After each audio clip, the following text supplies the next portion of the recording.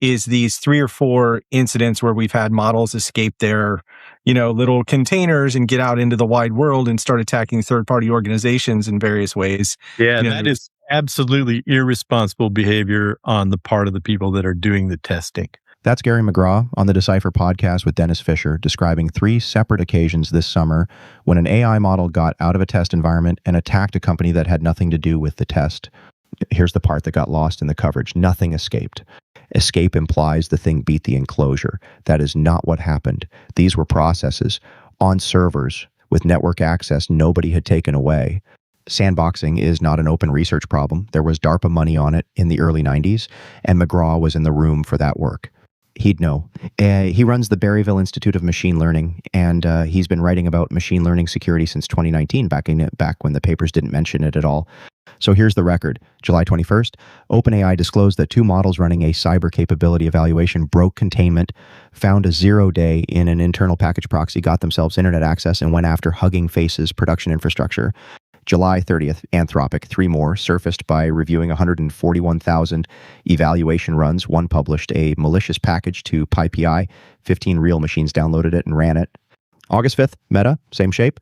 3 labs, 5 weeks. The obvious question is what they have in common. And McGraw answered it on tape before the answer was public. But I also think that, if you trace back who was providing the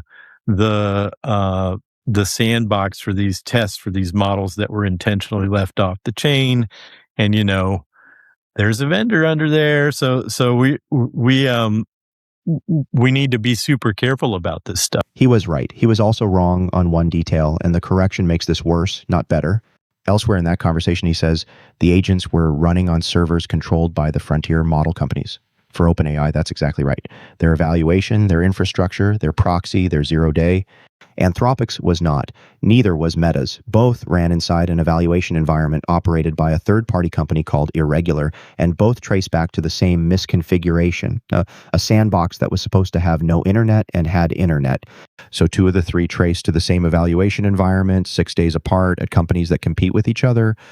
Meta called it a misconfiguration by Irregular. Anthropic called it a misunderstanding between the 2 of them and took the blame itself.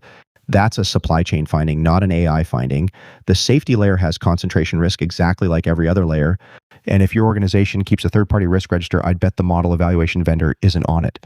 Which leaves the question everybody asked and nobody answered. Who's responsible? We keep on saying autonomous lightly, but autonomous means it has its own intention. That word is doing enormous work. Intent is load-bearing in criminal law, and autonomy is a claim about where the intent lives. So who gets in trouble when somebody makes an autonomous thing and throws it out the window? Is it your fault that you made that? He gets angrier than that. He asks why nobody has gone to jail. Seriously, who went to jail for this ever? He says he's put that to lawyers and gotten no definitive answer. And then he lands this. So it kind of makes me mad that some of these frontier companies are getting a free pass by stapling a marketing piece of paper on their forehead. Nobody has answered him. Part of one arrived on August 4th. The Ninth Circuit threw out an injunction Amazon had won against Perplexity, finding Amazon unlikely to win its Computer Fraud and Abuse Act claim because the statute requires access by a person. Careful, though. Different fact pattern. A user-directed browser agent, not a containment failure. And it's preliminary. The case goes on, and the court said it wasn't setting rules for agentic AI. But it didn't stop at what the agent isn't. It named who does the accessing. The user with the agent's help. And the direction that points is the direction this was always going. If the agent is never the defendant, the question was never whether the thing was autonomous. It's who operated it, what they knew, and what they switched off. All 3 labs published that last part themselves. Cyber refusals, reduced for evaluation purposes. Autonomous isn't a legal category. It's a description of how closely you were watching. So if the outside can't be trusted to hold, the interesting work moves inside. But if you can see it in there, you can probably make it disappear in there. That's the beat nobody covered, and it's the one that matters.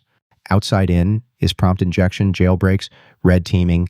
That's where the industry's attention sits, and it's real work. Inside in is reading what the network is doing while it does it. Activation analysis, linear probing, the circuit tracing Anthropic published and then open sourced. And there are startups working that side. He names one.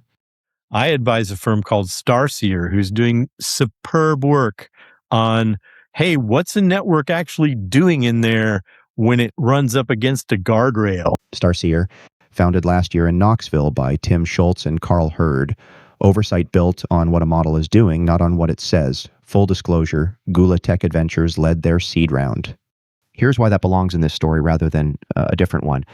Every one of these three was caught from the outside, after the fact. Runtime signals, sim logs, a retrospective review of 141,000 runs. And the organizations Anthropic notified hadn't detected any of it. They found out when somebody called them.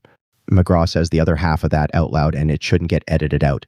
If you can locate refusal behavior in the vector space, you can probably make it disappear. Interpretability is a capability before it's a control. It cuts both ways, and the people building it know that. Here's ant number 14. I just painted a 14 on there. And you're like, dude, there's like 50,000 ants down there. I can't read those numbers. What's the colony doing? Per agent identity is the answer the industry is reaching for. An auth-N and auth-Z badge on every agent. His objection is that it's a number painted on an ant. At 100,000 agents, nobody reads the numbers, and the ants cooperate. So, what to watch? Whether your evaluation vendor is in your third-party risk register, whether the labs keep disclosing once disclosure gets expensive, and whether anyone builds oversight that reads a population instead of an individual, because the sandbox answer is finished and there's nothing behind it yet. Gula Tech Adventures has money in a few companies sitting on this. Starseer on the inside and problem, Gravwell on the log layer, which is how two of these three got caught at all. And Sandfly Security, agentless Linux runtime detection, because this whole cluster ended in root on production pods. Links below, including the full Decipher episode, worth your time. I'm V-Ron, nothing escaped, somebody left a door open.